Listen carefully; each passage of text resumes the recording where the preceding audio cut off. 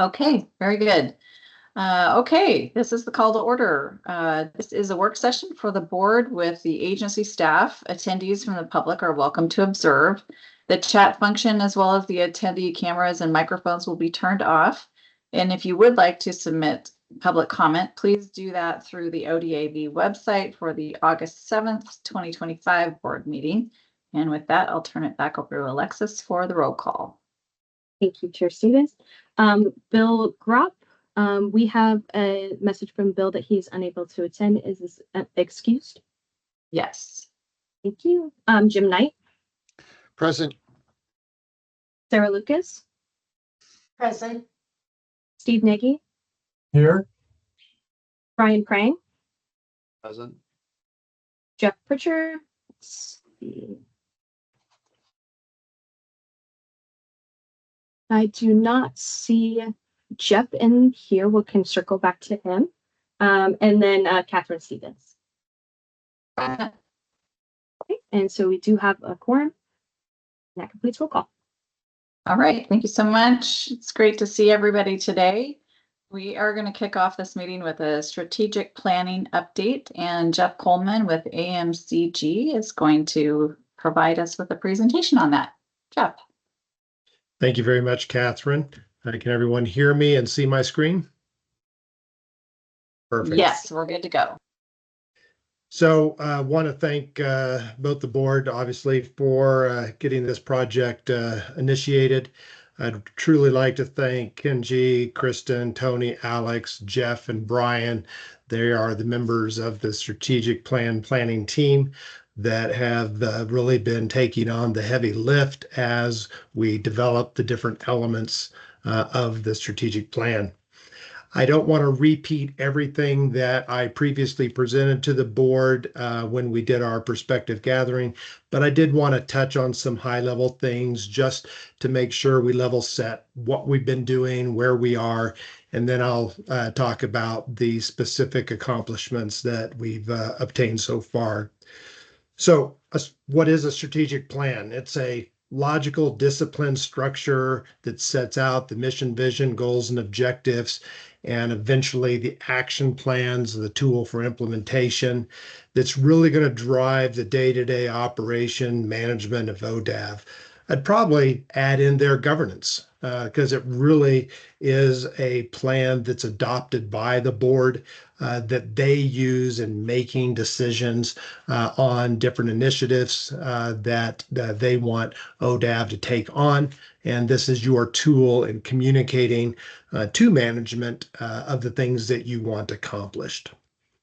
The elements of the strategic plan, as I mentioned in the mission statement, that is the reason you exist, your core competencies. I many times like to describe that, who you are, what you do, and who you do it for. Your vision statement is that articulation of your aspirations. I mean, the old adage of who do you want to be when you grow up? That's what a vision statement is. It's sort of that picture of success. It's usually about 5, no more than 10 years out, somewhere in that time frame. The value statements are those collective beliefs held throughout the ODAV organization, not only at the board level, but at management and staff. And I'll go through the draft value statements that the management team of ODAV has drafted. Goals help us realize the mission and achieve the vision. The objectives help us achieve the goals.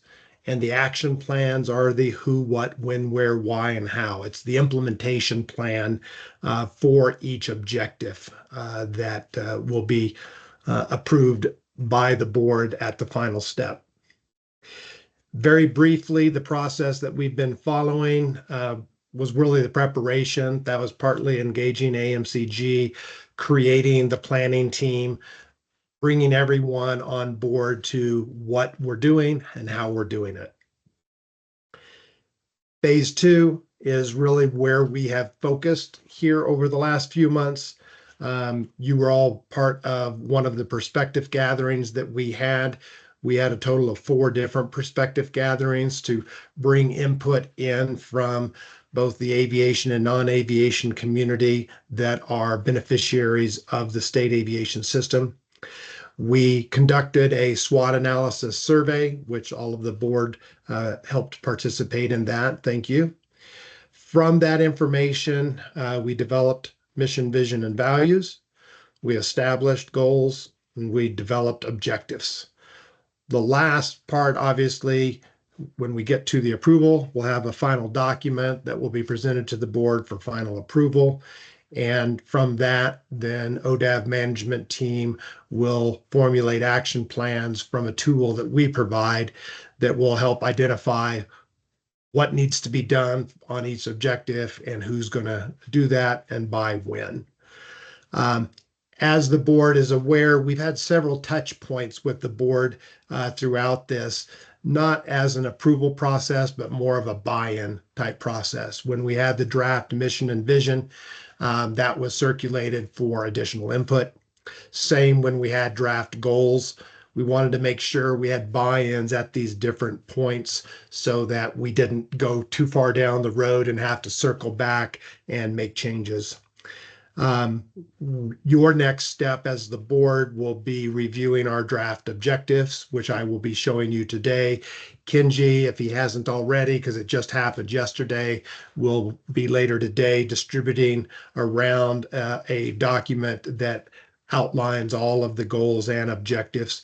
And that's what we're looking for buy-in. Remember, we're not at the approval stage yet. We're just wanting input and information. And I'll talk more about that in a moment. And then, of course, I already mentioned the implementation, and that's really utilizing the action plans.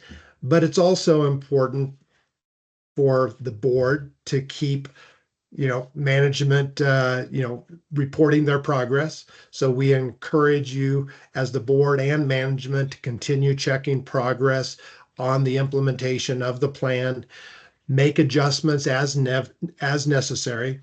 No one makes a perfect plan.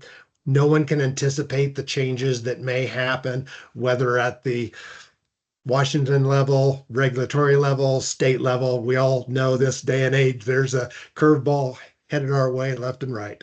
So make sure you stay to tune of those, and you may have to make adjustments to the plan as you move along. I put that under, I'm sure many people have seen the image of the plan, do, check, act. It's a circular path of checking progress. We're doing the planning, you check your progress, you act on that progress, and then you do it over again. Just pause here for a moment in case there's any questions on what the elements were, where we are in the process before we actually look at the actual elements that we have been drafting. Hearing none, let's keep moving forward. You all are able to read, so I'm not going to sit here and read this out loud. I'm going to pause here and let you just absorb the draft mission and vision, which was prepared by the planning team and got buy-in from board members. I'll just give you a few moments.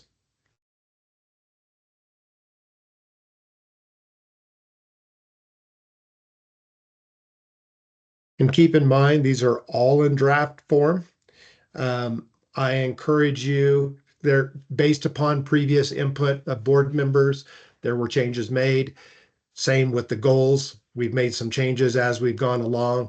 So when you are going to be reviewing the draft objectives, I do encourage you to circle back, reabsorb the mission and vision, reabsorb the goals.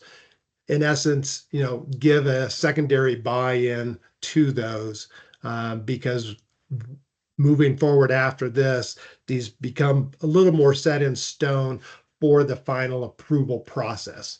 As I mentioned, everything is revisable as we learn new things. Any questions on the draft mission and visions or discussions? Jeff, this is Steve. Yes. Hi. My only comment would be, it seems a little from my experience with mission statements, they're high in context and content. And the first sentence really achieves that. I feel the second sentence is a little more in the details of how it's achieved. And so, reading it myself, I see a mission statement in just the first sentence alone. I don't disagree. Yep. How it's Good. achieved is a little more in depth in that second one. Yep. Don't disagree with you, Steve. Certainly we could reduce it down. I do like simplicity. The other side of that coin, and I'm good either way, is that lots of times people don't get very deep into a document and they'll read the first few things. So sometimes if someone just wants to know who ODAV is, what they do, and who they do it for, a little more information in the mission statement can be valuable, but you're not hurting it by removing the second sentence either, because a lot of that, as you said, is covered in the goals and objectives. And I was just going to suggest we take the second sentence and just drop it into the vision statement, because I think the vision statement can be a little longer. The mission statement, I absolutely agree with Steve. It should just be a one sentence. Everyone should be able to have it memorized and can spit it out, when necessary.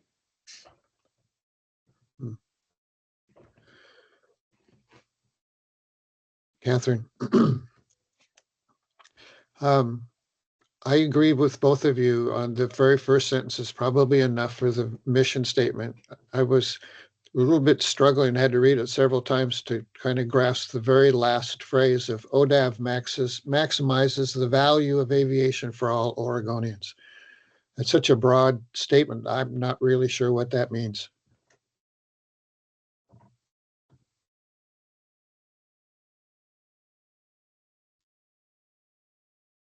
So what I will work on in the next draft for your review, and Kenji, what I'll do is I'll do this today and resend based upon the input we get from the board. I'll resend that document, and then that you can recirculate to the board.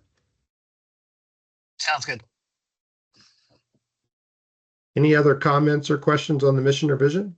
I like the vision statement the way it is. It's certainly, if you want to wrestle with a little bit, that'd be fine. But I think it looks pretty good. And Jeff, quick thing for you. I think having gone through sort of what with the goals, a lot of what we have in the second half of that mission statement is already covered in the goals anyways, right? So Yep. I think we might not even need that second sentence at all. Yeah, that's sort of where I'm leaning. Yeah. Give me after this meeting, give me a few moments to digest and see if there's any maybe words that can drop down. But that's sort of where I'm leaning to of a simplicity on the mission and vision. Okay, cool. Any other questions, comments, recommendations? Perfect. Thank you very much for that input. That's very helpful. I had to squeeze the font size down a little bit here. I hope you're able to see them on your screen. If not, enlarge those. So I provided Kenji and his team some guidance on how to develop value statements, gave some examples from different segments of the aviation industry. I'm always of the mindset that it's more appropriate for the organization to create their own value statements versus me telling you what your values should be, because these are your values, not my values. And so they provided a draft. I did provide some input and recommendations to make them consistent with mission vision, to shorten them down a little bit so there weren't so many. But these are in the document, will be in the document that you get when you're reviewing the draft objectives. Certainly encourage you to digest those and make any recommendations of changes, because these should not only be the values of the management and staff team, but the entire ODAV organization. So these should be embraced by the board members as well.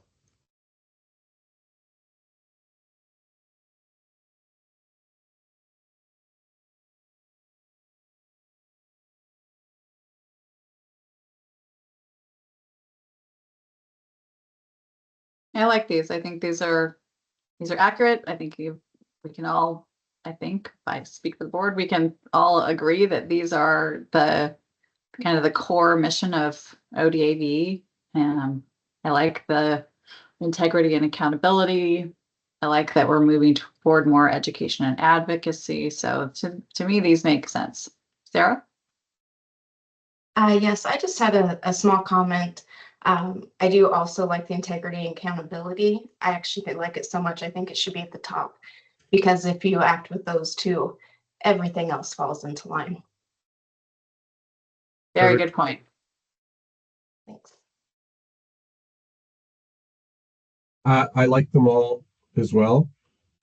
One slight difference. I agree, integrity and accountability, but honestly, safety and operational excellence are the reason the department exists in the first place. And I really would not like to see those not be the first. I mean, I know that these aren't in a uh, direct sequential priority, but the reason we all exist mainly in the regulatory world for aviation is to ensure that safety of the system is paramount. It's certainly in our organization, it's the top level one that. Um, that would be my advocate is you want to move integrity and accountability right below safety and operational excellence. I can support that.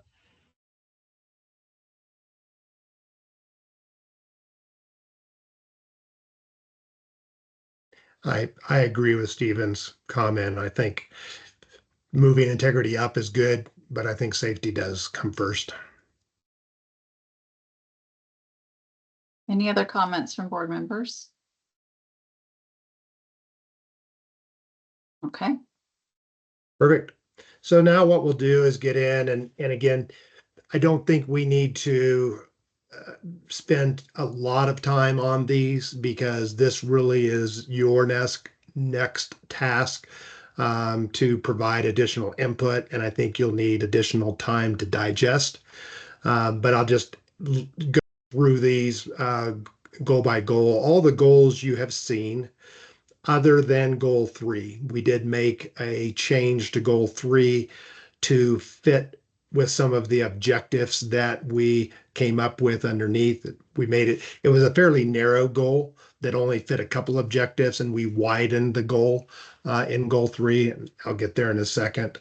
But again, your next step is going to be to review these objectives and provide buy-in. Again, we're not looking for approval, but certainly as part of your buy-in, like you did with the mission, vision, and goals, any edits, changes that you recommend. You'll notice throughout all of these golden objectives, we don't have dates. There are some metrics, like in goal 1 here, we have XX percentage. I typically recommend to our clients, don't try to start putting all the pieces together until we have a complete plan, because the dates are going to be a sequential process. So if an objective falls out, then you are going to have to move dates again. So let's get the concepts down and secured, and then we can start putting dates in there. And of course, both management and the board have a better idea on both the human resources and the financial resources available to actually implement these and what kind of timeline it is a reasonable timeline. So that's why they're blank. I'll pause here on goal 1 for just a moment. Again, just for you to digest. Again, I like, while we did some editing on mission, vision, and values, which was great, I don't think we need to spend that time here because I know you have more important things to do. Has there been consideration to what that percentage should be? No, there's been no discussion yet on dates or metrics. Okay.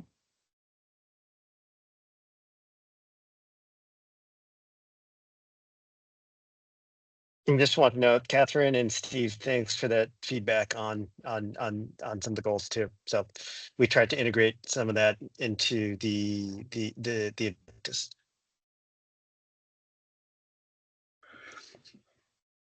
Could I have just ask a question, Catherine, please? On Yes, of course. 1.2, in the last of the very first portion of it, diversify revenue sources. Have we, I don't recall if we have been talking about how would we do that? What diversification would we explore to increase revenues? Yeah, and I think Kenji has had some thoughts on that.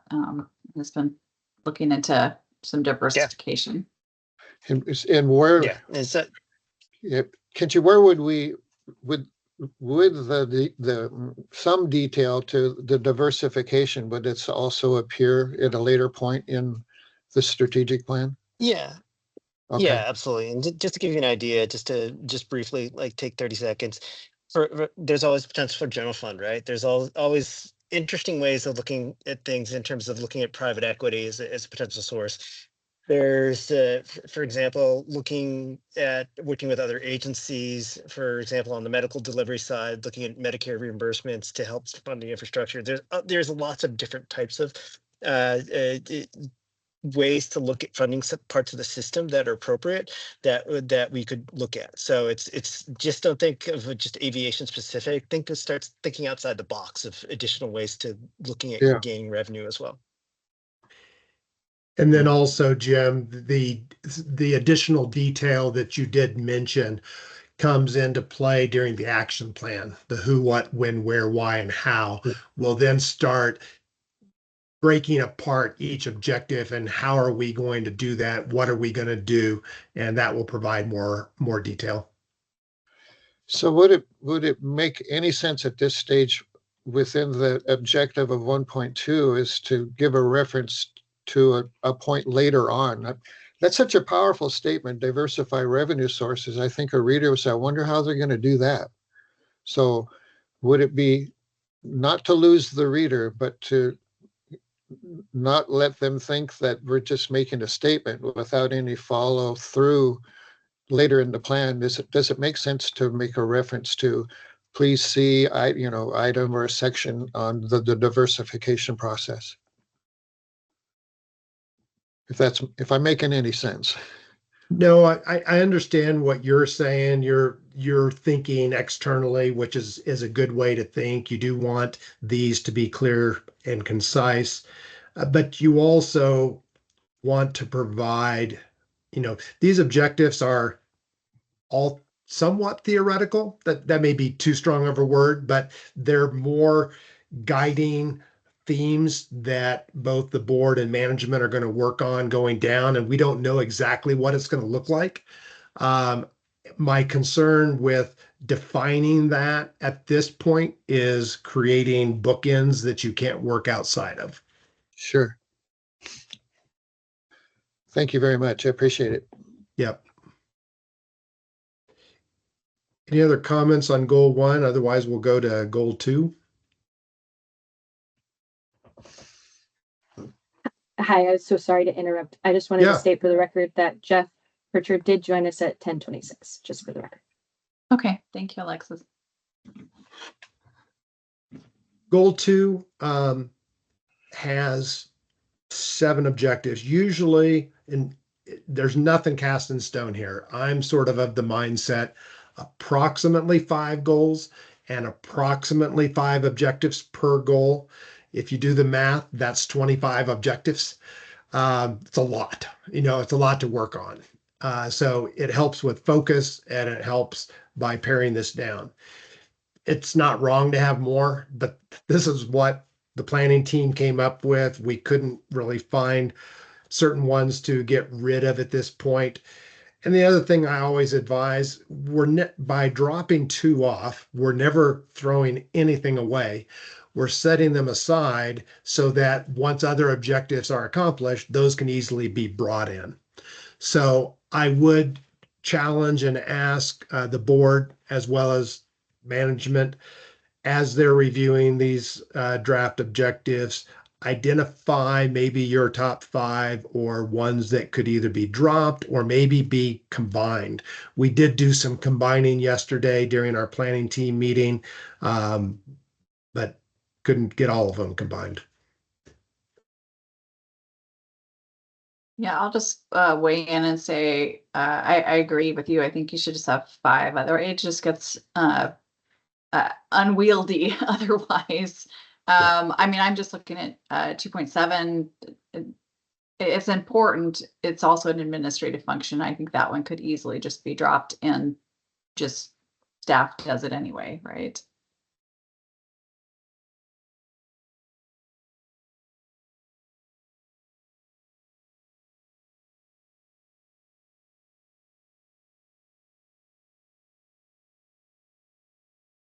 Any other thoughts from board members? I'm giving them a moment to kind of read through these. Yes, Catherine, Chair, I agree. I agree with that recommendation. Let me chime in real quick. One of the reasons why we want to put that goal in there is to really start putting an emphasis on moving a lot of our data systems to GIS.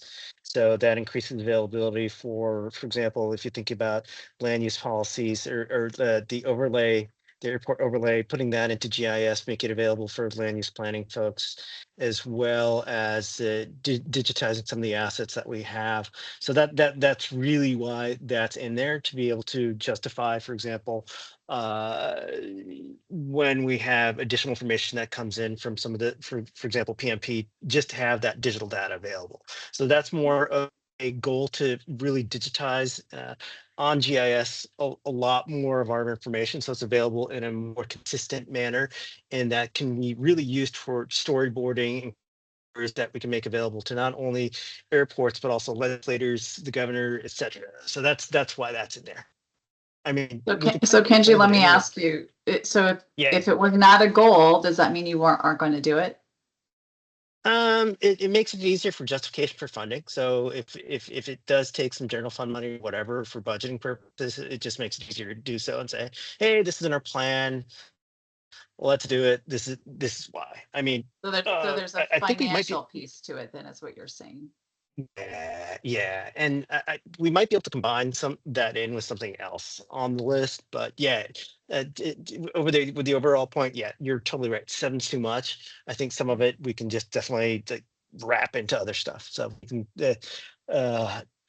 the sort of combining it. That's sort of the reason behind 2.7. And so my recommendation, we won't solve our getting this down to 5 today.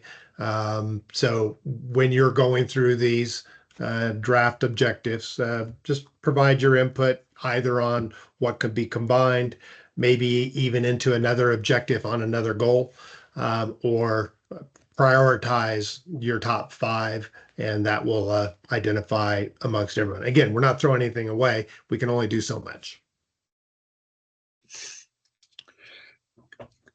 Couldn't objective 2.3 and 2.4 really be rolled into 2.1?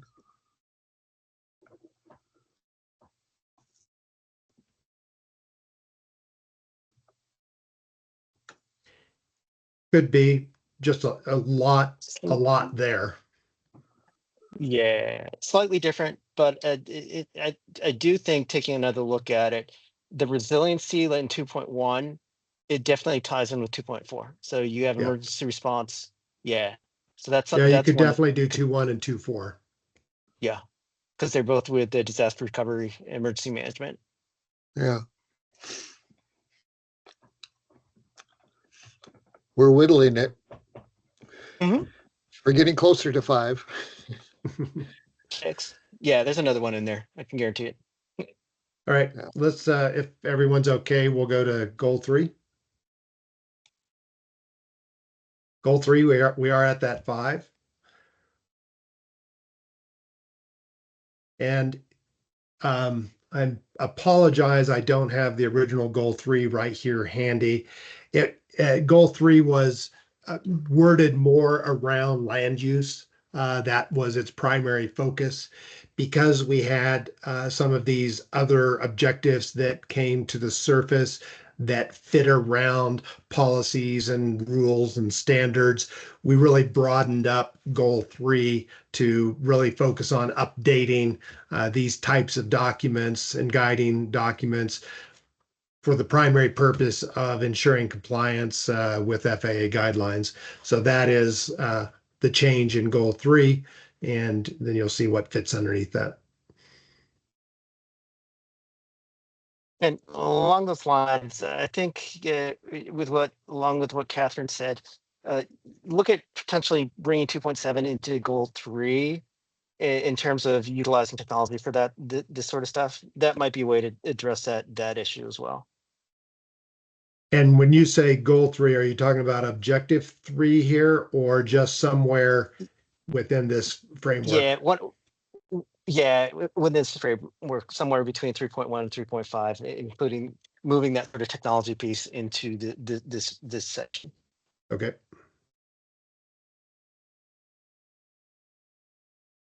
Catherine, Steve, does that make sense? Yep, I think so. Sure. Sorry. Yes, it does.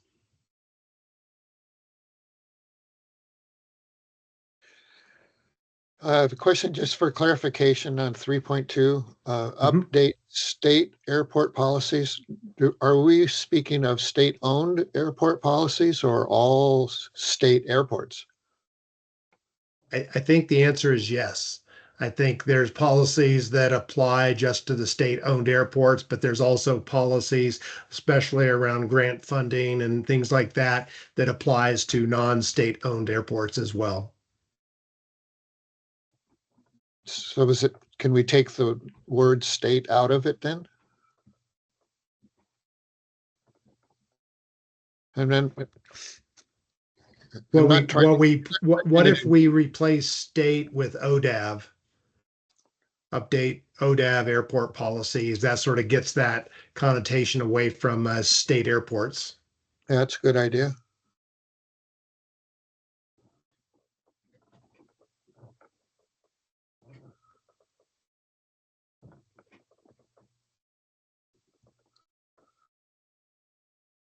Any other questions, comments on goal 3 and the objectives?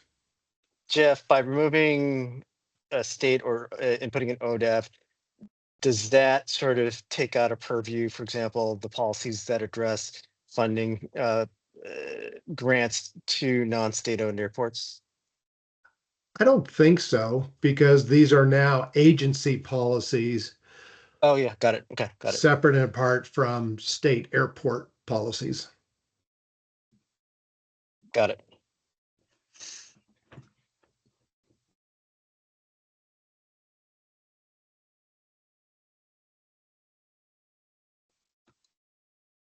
Anything else on goal 3? Nope. All right, goal 4. Also, we have just 5. The goal did not change at all. And these were the 5 different objectives that planning team came up with.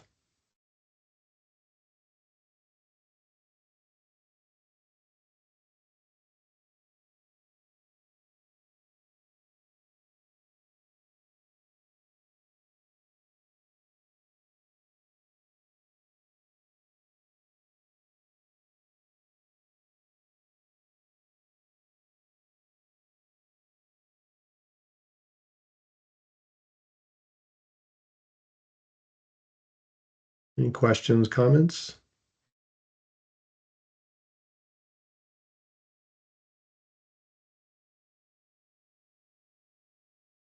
I think this one looks good. I think we're also well on our way. Alexis has been doing so much work in this area already. That's been great.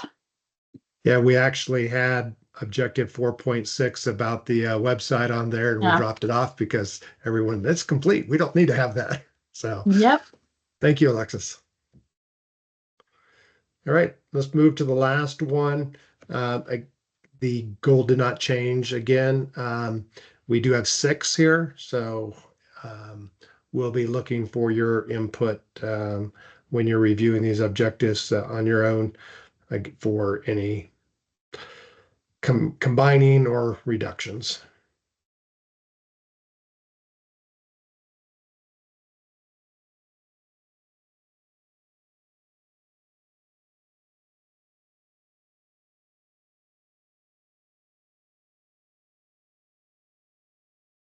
I think the thing that sticks out to me on this one is a specific reference to Oklahoma, and maybe we can state that more broadly because there may be other programs that we want to model. Sure. Yep, that's a good point.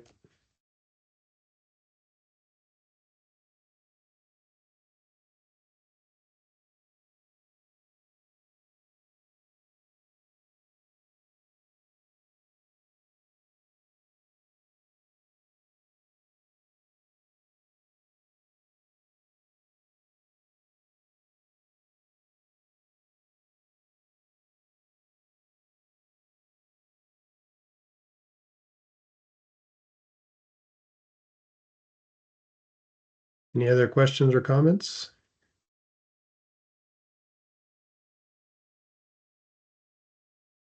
So the final steps, as I mentioned already, but just for reiteration, I'm going to update the document that I sent to Kenji yesterday as soon as we get off this call, so that some of these inputs that you all have provided and some of them all agreed on, we'll get that back to you. We're going to be looking for your buy-in on pretty much everything. It's sort of a secondary buy-in on mission, vision, goals, but focusing on objectives because those are the newest elements that you just saw. Once we get that buy-in, we'll probably have one last planning team meeting just to get everyone in alignment, get them finalized. We will get that into a final strategic plan document that will come back to the board for review and approval. From that, the AMCG will develop. We have these pretty detailed Excel models that can be used for the implementation. They're the action plans of the who, what, when, where, why, how, and we'll develop those and get those to Kenji and his team so that they can complete those. That's where we're at. We're very close to the end here. All right, very good. Well, that's great work. I like seeing the progress. I don't know if any other board members have other comments. I think the work that you've done is really outstanding, to be honest with you. This is this really nice structure. Thank you. Agree with everybody's comments, and I appreciate taking feedback along the way and incorporating that. And certainly, that's appreciated. Yeah. Yeah, most of the credit goes to the 6 on the planning team. They did the heavy lift. I just got to have fun while doing it. So, thank you for your time. Dave, yeah. Go ahead, Kenji. Thanks, Jeff. And then Steve, one thing, the end product, unfortunately, I don't think it'll be pretty as what the Port of Portland could put out, but we'll give it our best shot. But yeah, this process is great, and if anybody has any input, we're always open to considering changes and working with everybody. So, thank you. Thanks, Jeff. Thank you all. Have a great day. Have a good 4th. Great, thanks so much. Bye-bye. Okay, up next, we have a website update from Alexis. Hello. Can everybody see my screen okay? Yes. Perfect. Okay. So today we're kind of just doing I just wanted to briefly touch on the website and some marketing things that are coming up next. So let's see. There we go. All right. So the new website has been launched. It was launched on May 13th in the evening, and it was pretty much ready for the public by that next morning. The real goal for this website was to simplify the layout, make information more accessible to our community, as well as transparency. We're really wanting to make information as accessible as possible. And that goes back to at the front of our website, you'll see that anytime we have any updates, that is front and center for anybody coming to the website, seeing what's happening.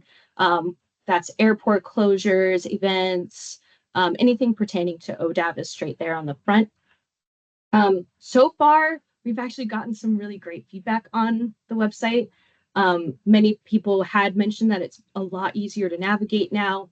The font's better, the overall look and feel is much better. So we're really happy about that.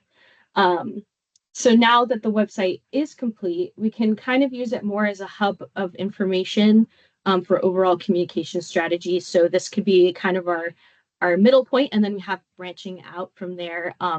And with that was a new thing that we're going to be starting. We're now going to have a monthly newsletter that will go out about in the middle of each month.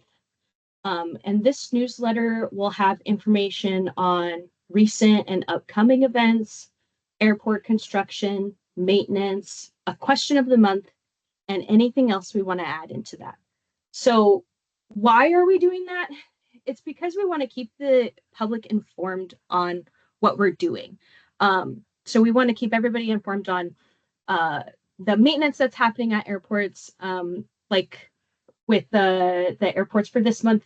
They mow airports like 4 times a week on average. So up to 4 airports per week. I'm so sorry. And so that's really good information for the public to have.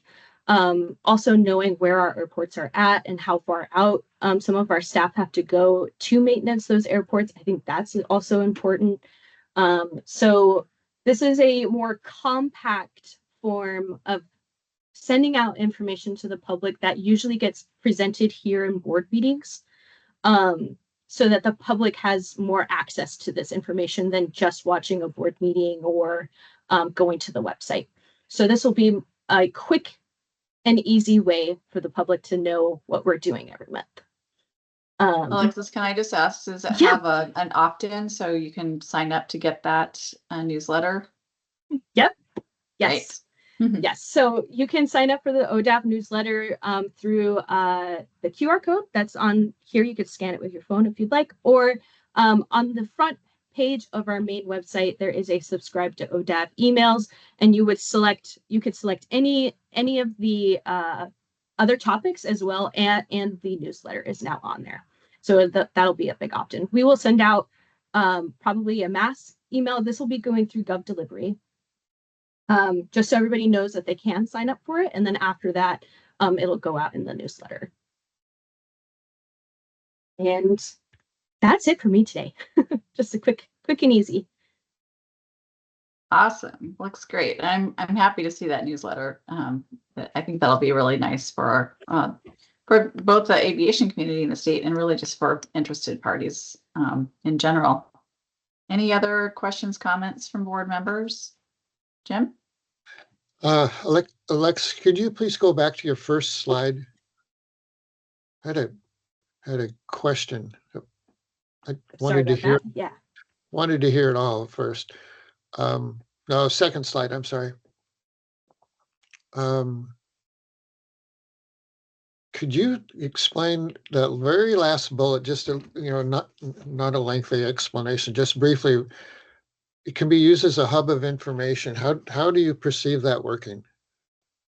Yeah, so it's pretty much where all of the information for the agency is, right? So the website is kind of the home, and then anything outside of that will be more like pointed, so like our Instagram is more of a pointed sharing of information that's quick and easy, but the website has more information.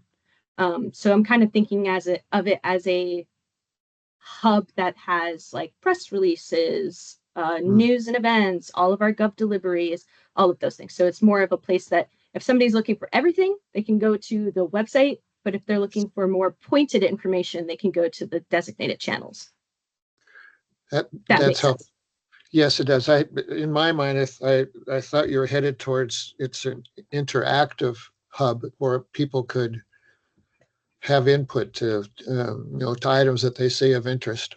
But now that you've explained it, this is kind of a one-way communication. It's from us to the world. Yes. Okay. Thank you. Thank you. Nice job. Yeah, and I just All right. wanted to take Sorry, who was that? Sarah can go first. I don't have the ability to raise my hand, so I apologize for Okay. cutting her off. You're not cutting me off at all. I just wanted to tell Alexis, thank you. I just updated my Gov delivery subscription while we were discussing, so it is super easy to do. And just as a historical note, the agency used to put out what they called the flight lines. It was monthly, then it dropped down to quarterly, and then it just disappeared altogether. So I really appreciate the effort in becoming more transparent and getting communications out in an effective way. So thank you for that. Thank you. And I just wanted to take a quick moment to also thank you and the team for the great job with the website. With the agency I work for, I'm very involved with the back end of how those things work, and I can't overstate how much work goes into putting something like this together, and to do it in a way in which the users, the public, the aviation community will rely on this into the future, how much it matters the way you lay everything out. So awesome job. Keep up the good work. Thank you.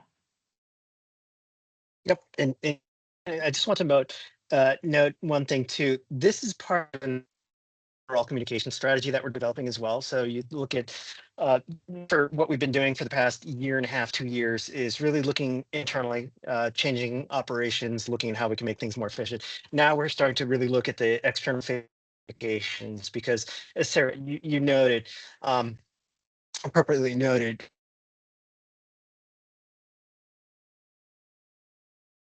Kenji, I think your Wi-Fi signal's cutting in and out a bit. okay. Better. Try turning your camera off. Okay, I'll turn. Yeah. The going back a second, the idea is that so far what we've been doing is focused a lot on internal operations and making things operate a lot smoother.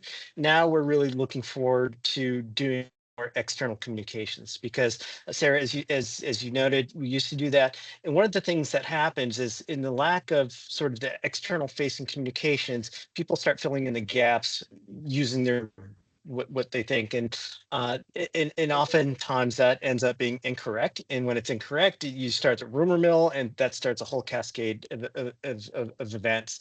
So this way we are providing more information that's more easily accessible, and it gets aviation folks a lot more excited, because they see actually what's going on in the agency, because they might not be privy to what's happening at other airfields, but with this communication, everybody's going to see everything that's going on and be like, oh, that's what's going on here, or oh, that's what's going on there. Oh, we're having painting coming up. Oh, there's going to be a project here. So there's a lot of information that we're going to getting out on a regular cadence, and you're also going to see some more of the staff to get out more into the field as we start making new hires, and as we start doing these outward facing operations. And with the communication strategy coming on board, you're going to see a lot more consistency and a lot more directed and very much more informative communications going on as well. Yeah, that's excellent. And Alexis, yeah, again, thanks for the awesome job. I know just having a much better, more robust website will make it a lot easier to populate social media and all of those links. When you're talking about, being a resource, you have to still get it out on external channels, and so it helps to have something that's worth clicking on. Yes. Okay, very good. Well, thank you for that update. Appreciate that. Okay, we will go on to the core projects, pavement, and the OAR update with Andrea. Thank you, Chair Stevens, Aviation Board members. Hopefully you can hear me. And I will get my presentation up here. All right. So yes, this is just a quick update on our core program, pavement programs, and the administrative rule updates that we have been doing related to the core program. So just a quick update on our grant status for core.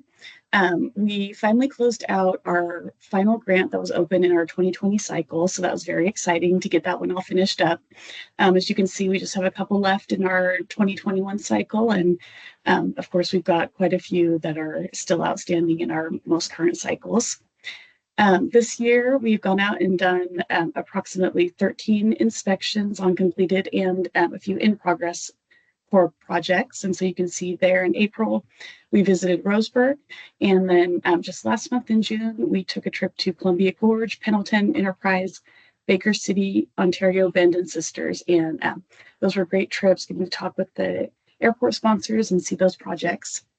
And then we are just continuing to work on updates to the administrative rules, program processes, and our grant software in anticipation of the upcoming grant cycle, which will be starting in just about 3 months. So next is an update on our administrative rules. And if you recall, we started this process after the most current cycle of core grants were approved. And we really wanted to clarify the recommendation and approval processes with the Aviation Review Committee and Board. So we are in the process of reviewing and putting together these updated rules. And we have a timeline here. Originally, we were looking at getting the permanent rules completed a little bit earlier in August, but we also wanted to wait until the end of the legislative session so we could see what happened with our bills for a fuel tax increase. And then we wanted to be able to get as much input from our stakeholders as well as from the board here in the meeting before we finalized everything. So we are planning to have these completed and they will be effective for the cycle that will be starting in October. So in April, we held 2 rulemaking advisory committee meetings, and a lot of the discussion was kind of around administrative and clarification in the rules. So we talked about some language clarifications, the ARC recommendation and board approval criteria, application and project priorities, as well as maximum awards per cycle, meaning that could be awarded to one grantee. And then our biggest discussion was around the maximum grant award. So since the inception of the program, the maximum has been at $150,000. There were 2 cycles where the board approved applications up to $250,000. And additionally, in the rule, we have had this section, which is here, the OAR 738-124-0040, that allowed the board to award a larger grant if it found that the project served the purposes of the program. But there wasn't a lot of clarification in regards to how the board would make that determination. There was a clause that required additional justification by the grantee, but again, there wasn't a lot of good clarification on what the decision would be based on. So we decided that it would be easier to just remove that section out of the rules and just stick with a maximum grant cap. And with that, we want to increase the maximum award to $200,000. We think this will help by, one, the grantees will know that there is that maximum and there's not a chance that other applicants may apply for a higher amount and get that. So we wanted to make that a little bit more equitable across the board. And then, of course, another reason for wanting to update the maximum grant award is because project costs have increased quite a bit since the program was started back in 2017. So we'd like to be able to provide a little bit larger grant amount for our grantees. So at this point, I did just want to open it up if the board had any questions or comments on the rulemaking or what has been discussed so far. Questions? So I actually do have a question for you, Andrea. So I know this year we really grappled with sponsor organizations that had submitted multiple grants. And I think ultimately we decided to award them up to a cap, right? And so I'm wondering how you are addressing that kind of scenario into the future. So we didn't want to put anything specifically in the rules that kind of put the board in a box when it comes to approving. other than the maximum grant cap. And so we did have quite a bit of discussion with the RAC members and wanted to leave it open that the board could make the determination. For instance, if a grantee or an applicant submitted three applications, maybe across the different priorities, the board can choose to limit the number of applications that are awarded, which was already in the rules, but we're just kind of updating the language to make that a little more clear for the grantees. So we are still leaving quite a bit open-ended for the board to make determinations when it comes to situations like that. So I guess the reason that it became challenging for us to work through that is because these grants go through multiple processes, ranking process, right? Through the acts and a variety of different bodies that are ranking them, right? But they're not necessarily ranking them, at least in my perception, understanding those rules ultimately. They're just ranking them based on merit, how they think they should be ranked. So then by the time it gets to us, we're the ones having to make changes then that where people may think, oh, look, we've ranked high, we think we're going to do well, but then we decide, well, one airport shouldn't get 3 grants actually, and starting to use just the maximum award instead. So that's where I'm trying to hopefully get some, like we're working towards transparency, right? So I want airport sponsors out there to understand how we're getting to those determinations when the rankings from these other outside, groups may be very different than what the board winds up doing. Yes, thank you. And so one of the biggest ways that we're going to address that is through our training and outreach and messaging, starting with this cycle. So one of the things that I'm going to do a little bit different in regards to the training before the application period starts is I'm actually going to do a more comprehensive overview training of CORE, starting with the statutes, rules, how the program is administered, and kind of go from there. And so that training will be open to, of course, all of our airport sponsors, but also hoping for consultants, the people that work on the finance side of it at the airports, just anyone who might have any work on a CORE grant so that they can understand how the rules are laid out and how the grants are approved, since that has been a big question after the past couple of years when we were able to fund everything. So yes, we're working on putting together this new training, and then as well as our messaging that goes out with the CORE cycle. We'll just make sure to indicate that the board does have leeway to approve things in a different order than the Aviation Review Committee may recommend. And that we did talk about quite a bit in the rulemaking advisory committee meetings that while a lot of the airports count on the grants and are already including them in their budgeting, they do need to understand that it is an award program. And so there can be instances where they may get a lesser award or their grant may not be approved. Okay, thank you. Any other comments or questions from board members?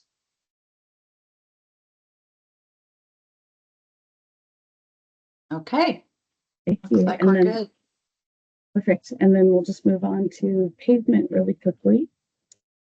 So just on PEP, again, we've Region 2 PEP has been completed, and that is currently moving into design for the PMP that will be done next year.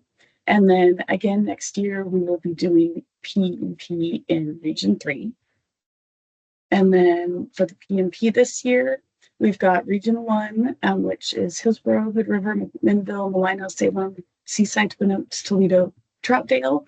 And then we have our Region 4 Eastern airports that were part of the 2024 PMP, but were not able to be scheduled due to the fire season out there last year. So we're hoping to get that done this year. And currently the contracts are out for bid and will be awarded this month. And we're also working on our IGAs and service agreements with the airport sponsors who will be receiving the PMP work. So that is everything I have for today. Any other questions? Andrea, no question, just a comment that thank you for listening and taking into account the comments that we were making as we were doing this work earlier this year, and then also trying to incorporate as much of that as possible and still stay with not significantly changing the framework of what the applicants and grant applicants have had to expect. But I really appreciate you and the team taking in the feedback and hopefully improving this process for everybody. Thank you.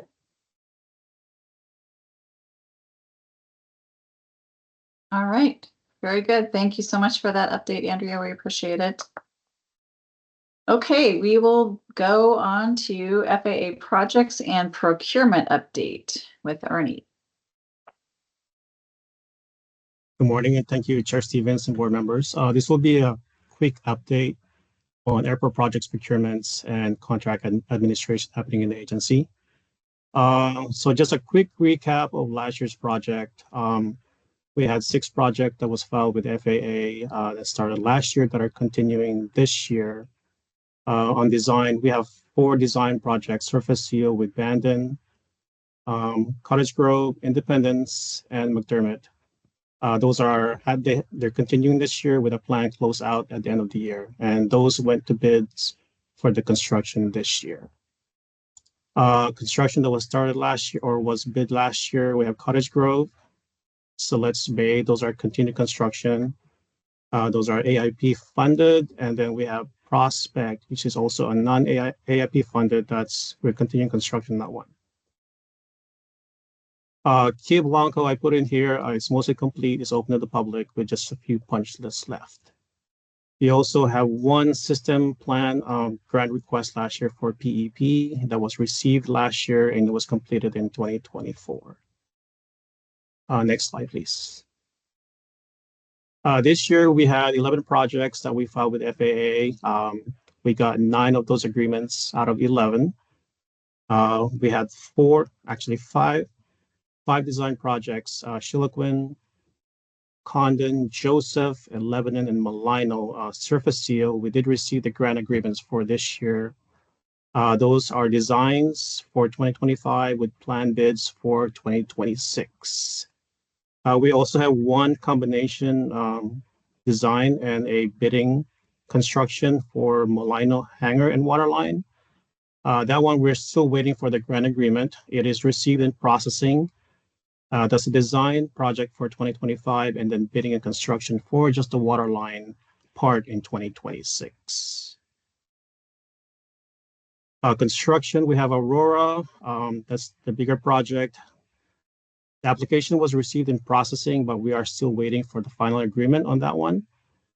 And then the last 4 for Surface Seal construction for Bandon, Cottage Grove, Independence, and McDermott. We did receive the grant agreements for those, and we are on pre-contracting stages on those. We also have 1 system plan, a grant request, a Oregon Aviation plan update. We are still on draft proposal stage for this one with a plan to consultant solicitation sometime during this summer. And like what Andrea covered, we do have the PNP program, Region 1 Eastern, Tower and Western, and then Region 4 Eastern. We are still in the bidding stage for this one with 2 bids opening next week and then another 2 in 2 weeks.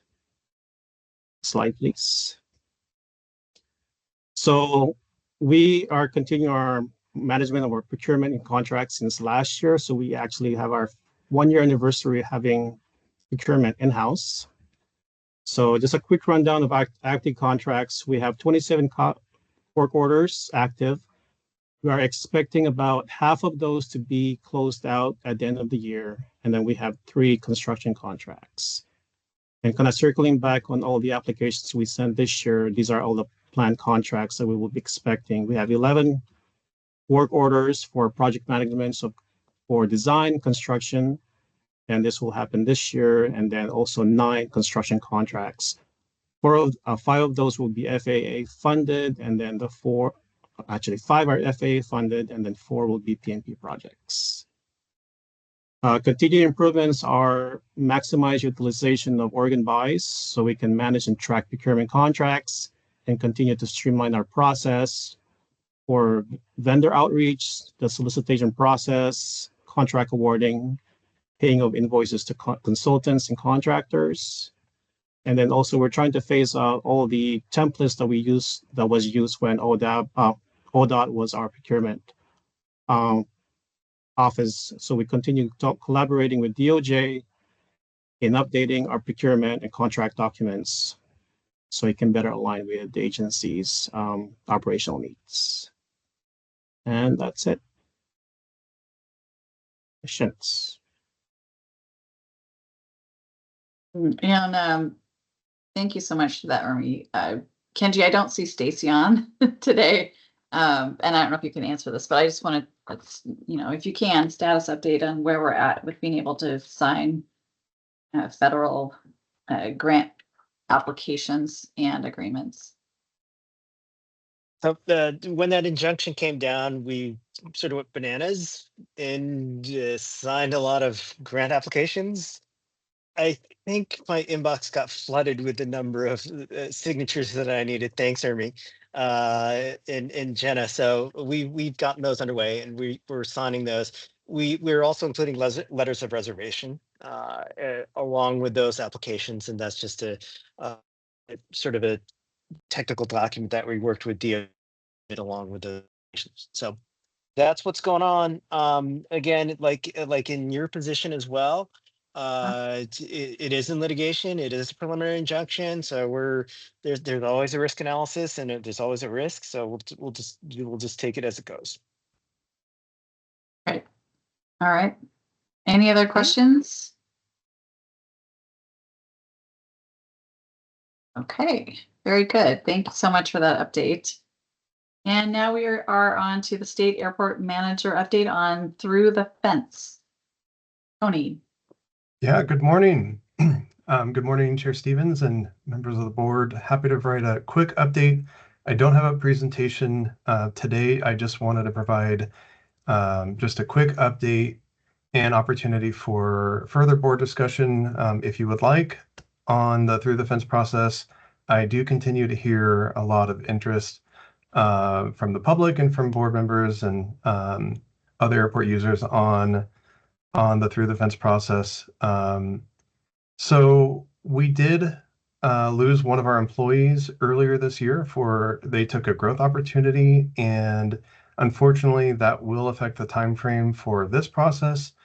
It'll take a little bit longer than we originally anticipated just due to the staffing shortage. We are in the middle of filling that position, and we will continue to share updates on the Through the Fence process in future meetings. A quick update: in February and in March this year, we discussed that there is continued interest from the public in continuing Through the Fence at state airports. We also discussed the implementation of a moratorium for Through the Fence due to the lack of policy and framework for granting Through the Fence, except for one administrative rule that barred Through the Fence at airports where it doesn't already exist.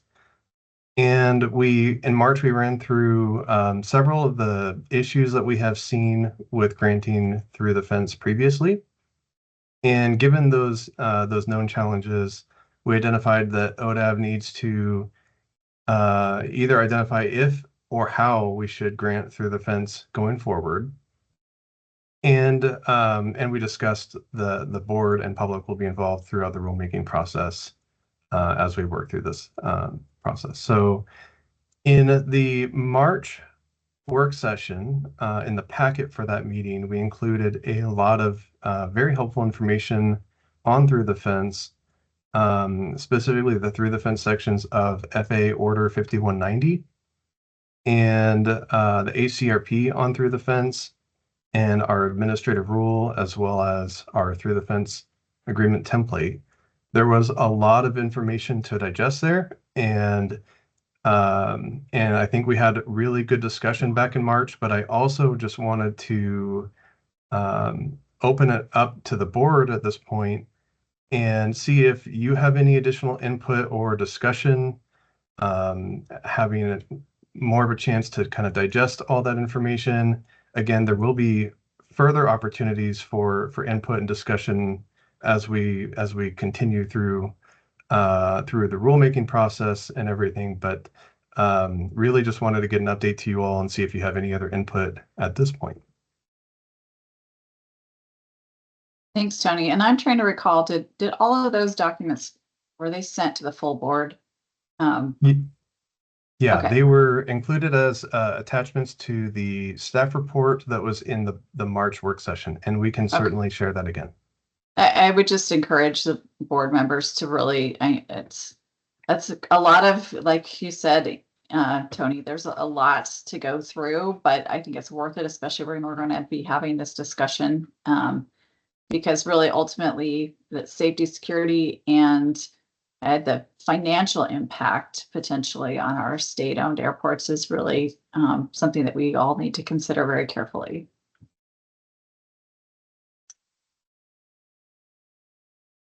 Anybody have any other comments? Yes, I do. Tony, you want to relay how many applicants we have? I am going off memory. I think we had 6 before we announced the moratorium. No. In terms of the applications for the position. Oh, for the position. Yeah, so the position for our airport program specialist closed July 1st. And there's a ton of interest in this position. We had 77 overall applicants, and we're looking forward to screening, interviewing, and filling that position very soon. That's great. It's always nice to have a deep pool. Yes.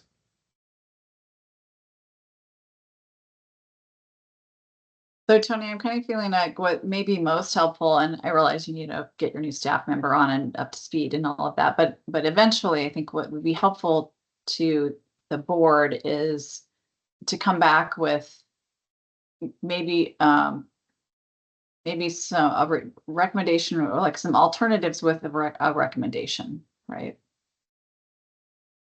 Definitely. And sorry, I'm just taking notes as you're talking. But yes, we absolutely will come back with staff's recommendation. The board ultimately will approve the rulemaking that we work through. We will include the public throughout that process. We are looking for board member input, and so there will be future opportunities to provide that input as well. So I will share the staff report with all of the documents that I referenced earlier. And so there will be multiple opportunities for that input, and of course, staff's recommendation will be included. Great. Any other questions? Comments? All right. Well, Chair yes, go ahead. Stevens, for Tony and I guess the agency, so Oregon codified this almost 20 years ago, and I'm just kind of curious why it's now being addressed in this way. Yeah, Through the fence. there's a statute. Thank you for the question. There is a statute in ORS that it established a pilot program for Through the Fence for commercial operations. And so that it's a little bit more focused in its scope or function. And there's one pilot program site, and it's the Aurora State Airport. There are other Through the Fence uses and previously granted agreements at a number of different state airports, and we don't have a framework or policy or rulemaking except for, again, that one administrative rule that bars Through the Fence where it doesn't already exist. So that there's, let's see, we go into a little bit more detail on that from our March update. And I can share that presentation when we send out the staff report again. Okay, Thank you.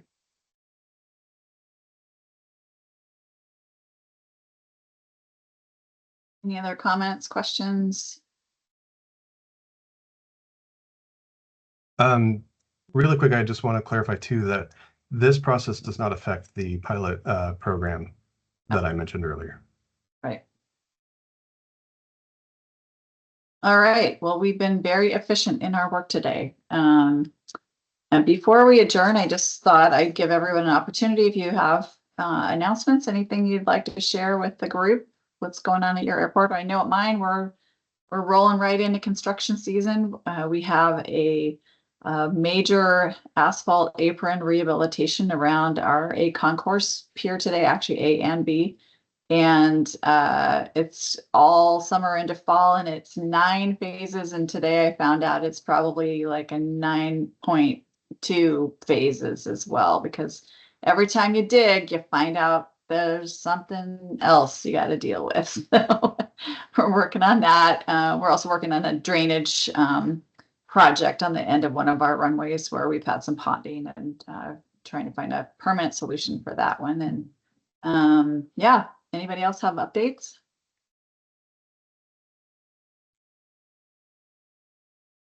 Catherine, can I chime in? Yes, go ahead.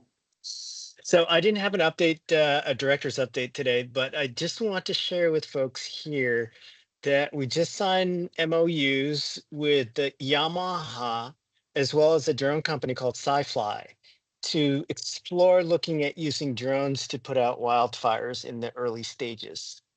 So this would have no interaction with traditional aviation, Sarah. So don't worry. This is before when it's on one tree or something very small. So we're looking at exploring that to potentially have some savings, especially on the wildfire fighting side, because you look at the legislature with the special session last time, it was like $250 million. So if we can help prevent some of those costs, great. So just want to let folks know we'll be drafting up a press release, and we'll make sure we get it out to the board before anything goes anywhere. So you're all aware of what's going on. So that's it. Very exciting. I mean, no, Kenji, I think we would love to have a presentation on that at some point. Just I'm really curious about that, how the application with using that technology works out there in the field. Oh yeah, and just absolutely. And as a hint, there might be some medical drone delivery stuff coming up to soon as well. That might involve Eugene. So let me. Oh yeah, okay, I know what you're talking about. Yeah. We'll talk about it. So All right. So that's it. Great, thank you for that. Anybody else have updates? I'll just take I an got a short opportunity. update. Oh, go ahead. Steve, you can go first. Oh, go ahead. I was just going to share, our agency has been working really hard with the National Association of State Foresters, essentially Oregon Department of Forestry and other state land management fire agencies, in trying to get a series of classes available specific to UAS to be able to operate in the wildland fire environment. And after 7 long years of work, this fall, the first of 3 classes are going to be held at the National Fire Academy. These are 2-week long classes. We're currently going through an application process, but the collaboration on this aviation initiative, which at the end of the day will continue to build trust, that trust climate with the uncrewed aviation users and the crewed aviation users. But we're talking the Department of the Interior and all of its bureaus, the Forest Service, National Institute of Standards and Technology, International Association of Fire Chiefs, National Association of State Foresters, and then several other agencies have all come together for this 2-week long course that's going to be held at the National Fire Academy. And then locally, we've had a couple of missions for uncrewed aircraft in the state with the wildfire season picking up, doing everything from damage assessment after the Rowena fire. And then last but not least, of course, heat detection on smaller areas on some of the bigger fires that we can't get with the traditional aircraft that are flying really, really high. But that's all I got. Thanks. Awesome. Thanks for the update. That's very exciting. Steve? I was just gonna brag a little. If you hadn't seen the news this past week, Washington Post, their readers and travelers picked Portland as America's top airport. And so, yeah, it was we were aware this was coming. It's nice to be back on top again after 5 years of construction. It's nice to go back to the top position again. But yeah, it's really about our travelers and improving our experience for them as well. But it's nice to get recognition too. Yeah, I saw that, Steve. That's congratulations. That's really great. It's so well deserved. And I think, you know, certainly we hear lots of positive comments about the refreshed PDX. Thanks. Anyone But- else with, go ahead. Oh, and we're under construction too, still inside and on the airfield. So you'll still get to experience construction even if you come through PDX now. When are we not in construction? That's really Right. what we should talk That's about. true. Yeah. That's true. Any other updates from board members?